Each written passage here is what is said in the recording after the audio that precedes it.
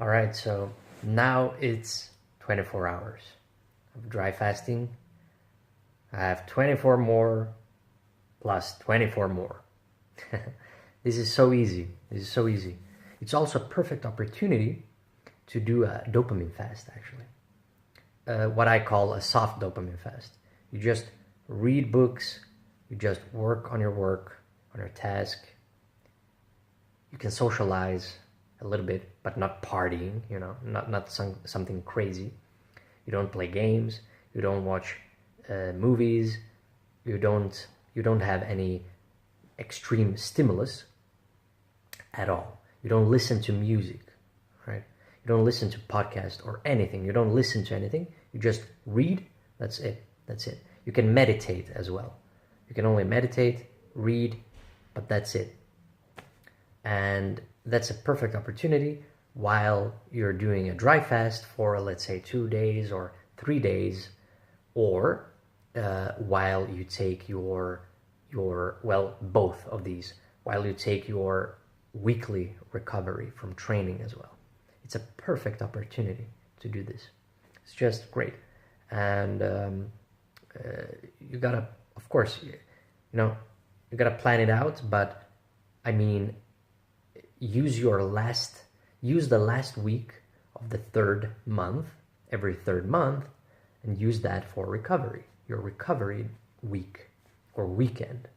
So it's just a perfect way to do this. And I just wanted to tell you that. And I've been finishing a couple of books here that I've wanted to finish, but I don't have any time to finish. But you have time. You just have to realize where you're delegating all your time. You have to realize, unless if you don't realize, I mean, you can write it down. Write down what you're doing every 30 minutes, what you've done every 30 minutes, and see where your time goes. And you will see that you waste a lot of time. I mean, most of you just waste so much time on social media and everything. I mean, all these things, you're just scrolling, or even YouTube. You're wasting time on everything instead of, I mean, even reading a book, and a great book. I mean, something that's great, something like Nietzsche, something like something from history. It can be factual. It can be something of a great book as well, a novel, but then it better be something great, like Dostoevsky. It's not supposed to be just some random romance book, random pulp book, It should be something that gives you something deep within, that stays with you for a long time. After you read the book, it should stay with you, digesting it for months and years. Actually, not months, it should be years. That's a great book. That's in you for years. That is a great book. That's the definition of a great book. That's also the definition of a great movie, actually.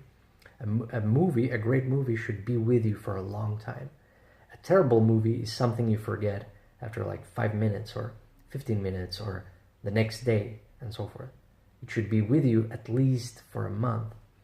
But most of you don't watch movies like that. Now, obviously, I can recommend you movies like that, but we'll get into that another time. But all right, I'll give you a couple. But you shouldn't do this when you dopamine fast. But you can do this afterwards. You can watch Andrei Tarkovsky's movies. You can watch 60s Bergman movies, Ingmar Bergman. You can watch Luis Buñuel. You can watch Michelangelo Antonioni. You can watch actually his 60s films. A lot of 60s films, 70s films. When it comes to Tarkovsky, you can watch all of them. It's only 7 movies. You should watch all of them. When it comes to Akira Kurosawa, also you can watch a lot of them. But that's more stimulus, so you should truly not do it while you dopamine fast. You wait for this. This is something you wait for. So perhaps I should do a new dopamine fast video that goes through, step by step, But I mean, there is nothing else to it, you know? There is not much else to dopamine fasting. Dopamine fasting is just removing almost everything that can trigger your dopamine receptors, and especially in a bad way. So if it's truly stimuli, if it's something with stimuli, you have to avoid it. Anything that's audiovisual, you have to avoid it. I mean, YouTube as well, if you're trying a dopamine fast. But it is perfect to try your dopamine fast while you take a fast like this, a dry fast for 48 or 72 hours. That's a perfect moment. It's a perfect moment because you might want to heal something as well. You might want to relax, because at least for me, I get very relaxed when I fast. You get weaker, of course you get relaxed, but at the same time, cortisol, you might get stressed and your heart might have more beats, but usually that doesn't happen for me, especially not the first day. Maybe tomorrow, but we'll see. And I am slower, so the next day I will be slower, and then the third day I will be very slow. I mean, I'm active, but the movements have to be slow, because naturally, the body takes a lot from you. All the energy, the body can't get any energy except your own body. It's fantastic. It's incredible when you think about it that way, You have your body, your mind, and that's it. And the body, it has to take energy from somewhere. It always wants energy, because we are energy, and energy, it deteriorates. It always goes down, you gotta keep it up. So that's what happens with food. You keep it up. You always keep yourself up like this. The same way with creating your work and legacy. You gotta sacrifice things so that you always keep it up.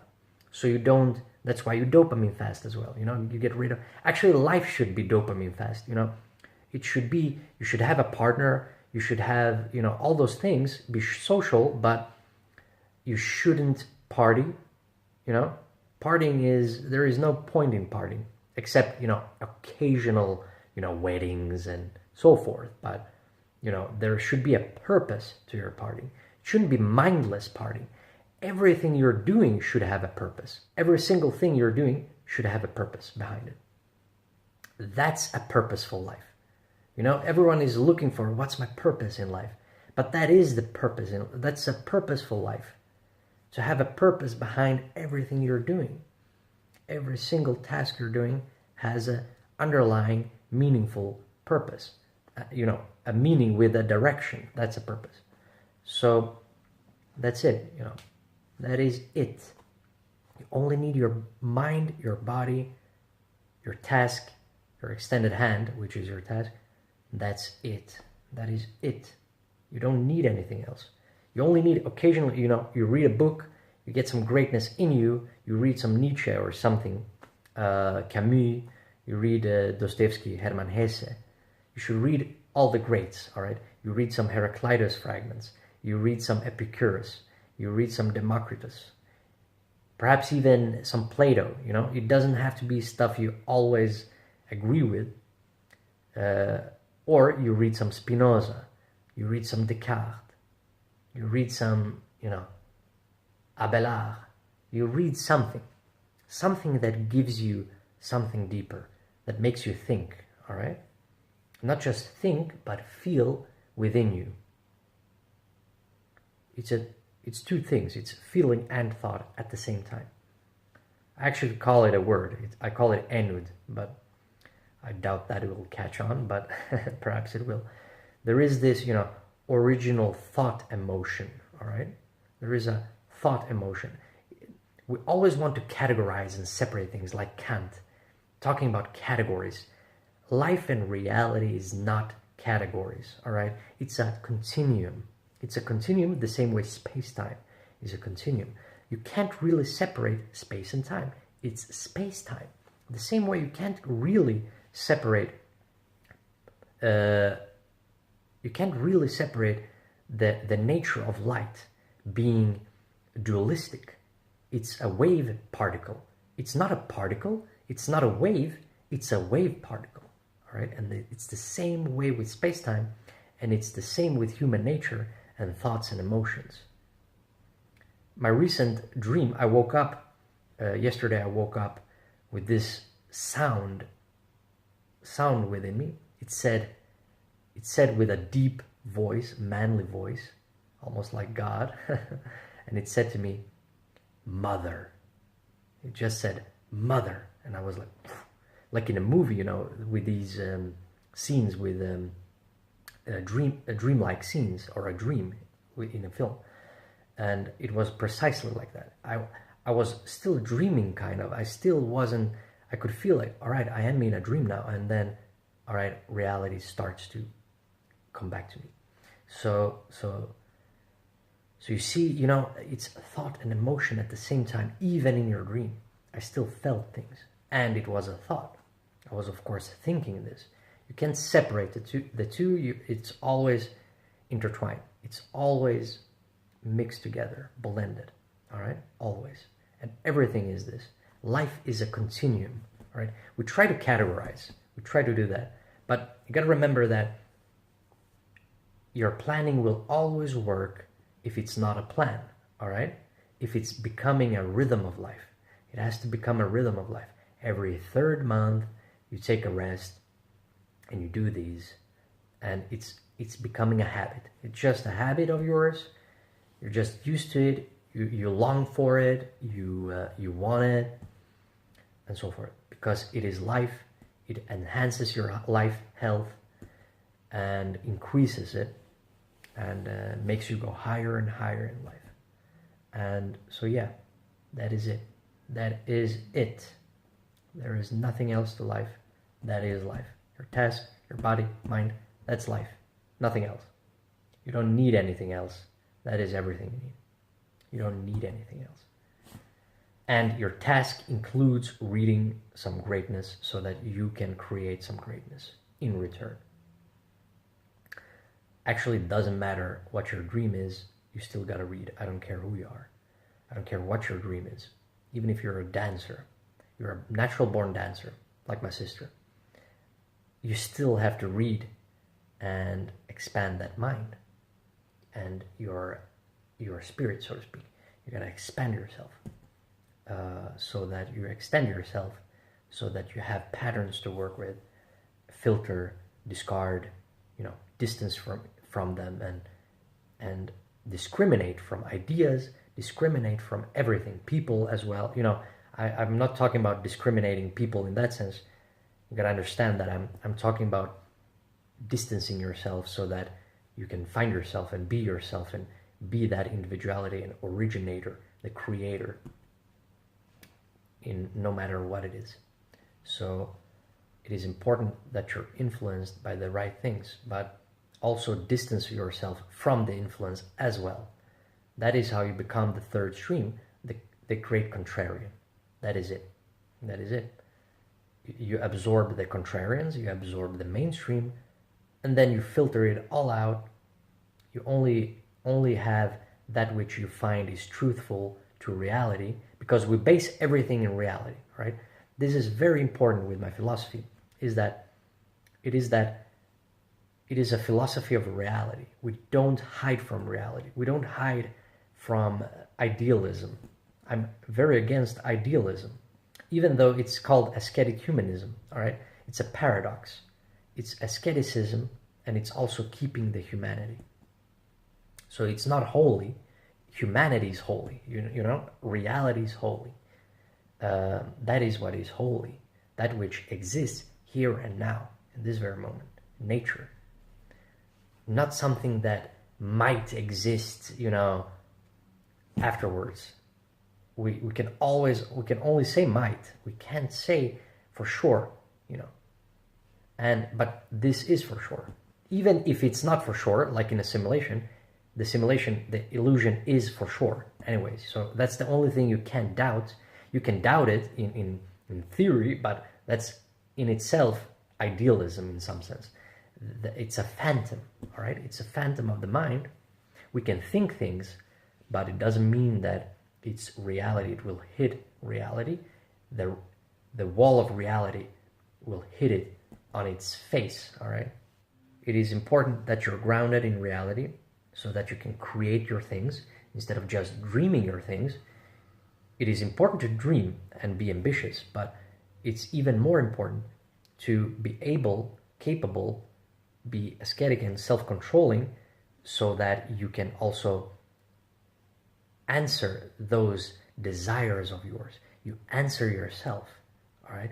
You answer that task, your legacy. You're answering this inner calling of yours, all right? You answer this, and you answer it by creating it and doing it, not just postponing it with all this nonsense. It can even be books, nonsensical books, all the nonsense music, stop just listening to music for the sake of just avoiding your inner voice. That's why life is dopamine fasting. You don't ever do this again. You only listen to music when you feel like, all right, I feel like listening to something. Now you listen to it. And after your task, after everything, your training and everything, during the evening or, midday, well, not midday, but later during the day when you're eating, or, well, you shouldn't multitask, not too much anyway. Unless, if you're lonely, you can use YouTube for multitasking. A lot of people are lonely today. So you can, if I strip you away from this as well, it can go very badly. So you gotta socialize as well in the evenings. You don't have to socialize every single day. I'm not talking about that, but at least have a day for it. Let's say Saturday, when you're off, your day off. This is when you socialize. And family, whoever it is, a close friend, but someone close, all right? Not something surface level here. I'm talking about something that is deep within you, deep for you, and so forth. So that is the truth, all right? I always tell the truth as I see it, nothing else. And in everything, all right? So what else did I want to talk about? Well, nothing else, life should be dopamine fasting. Dopamine fasting, there is nothing to it. Literally, there is nothing. You remove everything. So, and by the way, ascetic. So the word ascetic comes from askesis, well, from ancient Greek, which is askesos, I think. Askein, which is exercising. So you see, exercising, but not just exercising in that way, craftsmanship, exercising in that sense, artistry, but it's exercising your humanism, because ascetic humanism. So it's beautiful in that sense as well. So it's not just the modern, well, the more modern, well, it is. 1800s, the word asceticism started around there, I think. So it doesn't mean, in my case here, ascetic doesn't mean that you're killing yourself. It only means control, because we keep the humanity. You see, you're controlling the humanity, but not so much that you remove your humanity. That's why I have this paradox, all right? Ascetic humanism. It doesn't mean that, like in religion, where asceticism means, you starve yourself of all the passions. Even in Stoicism, this is in Stoicism as well. You starve yourself from the passions, you starve yourself from your nature, actually, which goes against Stoics when they say be according to nature. Well, they mean literally nature, in my opinion, in my interpretation, because it means being that. I know that Stoics always love to say that, that's a misunderstanding and so forth, but it's not. It is not, because it's opposite from Epicureanism. And Epicurus does not mean, his philosophy does not mean hedonism the way people think. It is about basic things like food and fruits and meat and so forth. It is not about playing video games, all right? That is not Epicureanism. That's a huge misunderstanding. You see, The greats are always misunderstood, always. And that's why I always try to be as clear as I can, because it is subtle. It is subtle, so it's very hard to be clear. And it's universal, has universal principles, so it can be many things. So there is a lot of subtlety here. The same way with Nietzsche's philosophy. Every single person misunderstands Nietzsche because of this. And he says himself, I am contradicting myself. I'm the most contradictory of all philosophers. He even calls himself a psychologist, not a philosopher. And he wasn't what's it called? He studied ancient classical world. He was a professor of, not even philosophy, philology. He was a professor of philology at 23. And in the venerable university, Schulpforta. So he was one of the greatest of greats, but that's not the reason why he's great. His education is not the reason. His mind, body. And he said himself that he goes against, in the morality of, in the genealogy of morals, he goes against the ascetic ideal. But there, that's where I got the ascetic humanism from, in some sense. I got it from humanism as well, but, from my own words, of course, as well, but this is partly from it. So you see, you get it from the greats, but you assemble something else. I mean, you take that which is similar from the greats. Or you don't take, actually, you see and you observe and you go, all right, yeah, it is like a mirror. So we are the same spirit. I can see the same spirit in him and with him. And the greats have the same spirit. So the thing is that, so you see, he went against the ascetic ideal, and I'm against that as well in that sense. But that's why I keep the humanism, all right? And so it means removing and controlling yourself, having self-discipline, and removing things that you know is a lower and a lower variant of yourself, your old self, always the old self. And then we move to the higher self, which is the ascetic human. You remove the regular human, and you're not a regular here. We're original. We're non-mediocre here. All right, we're for the greatness. Always the greatness. Always highly ambitious. You always reach for the heights. You're ambitious here. Otherwise, it's boring. Who wants a boring life? Who wants a boring life? No one wants a boring life. I don't care who you are. No one wants a boring life. No one wants boringness, creating boring things and mainstream things. We want to create things that are unique, things that the world has never seen before. And these are similar words to Ecce Homo, in Nietzsche's words in Ecce Homo, about himself. He wants to create a philosophy of the future. He says this in Ecce Homo. You see, it's very easy if you just listen, all right? If you just truly listen, don't misunderstand things, understand that it's subtle, understand that human life psychology is complicated, and yet it is not that complicated. It's just mind, body, controlling yourself, but also answering that inner child of yours, answering those dreams of yours, and creating and taking action and creating these dreams. Not just having those dreams within you, but sharing them, creating them, and then sharing them. That's the most important thing. That is your legacy. You got to create it and share it, but for creation, you have to have some form of asceticism in you to remove and control yourself and parent yourself and be your own watcher. No one else watches you. Be your own watcher. Don't rely on anything except on being your own watcher. You rely only on yourself, nothing else. And the philosophy, of course, this mentality. And so you get this mentality in you and you apply it. Not just apply it. Let it become something within you and you just become it, all right? You become the philosophy in flesh. Even that. So I want to create people that achieve greatness. That is ultimately the goal. Create people that have this same spirit and have this spirit and awaken this spirit that history hasn't seen since the Renaissance. Let's create something.